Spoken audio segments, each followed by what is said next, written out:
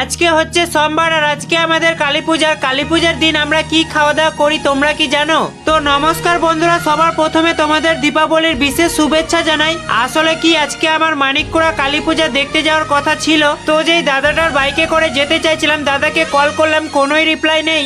একবার তো reverse call করে বলতে পারতো না ভাই ব্যস্ত আছি, সেটাও নাই। তার জন্য আমি চলে গেছিলাম আমাদের এখানে কান্দরে জমিতে ঘাস কাটতে। সেখান থেকে এসে খাওয়া দাওয়া করতেই বসছিলাম, তবে বাইরে দেখলাম কিছু একটা উড়ে বেড়াচ্ছে।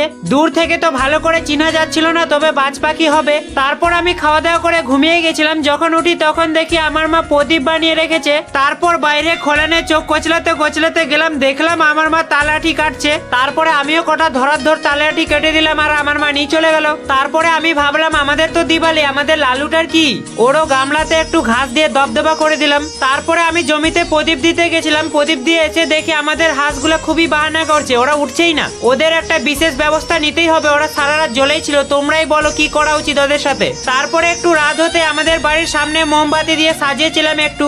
আর রাত্রে ছিল ডিনারের জন্য চাল ভাজা, তালের শাক, আরো ভেন্ডি ভাজা আর শাক। আমার বাবা সকালে বাজারে গেছিল পুঁই শাক বিক্রি করতে, তো নাকি মাছ পাইনি। তারপরে আজকের ভিডিওটাও এই পর্যন্তই। আমি এখন মানিককুড়া যাচ্ছি, টাটা।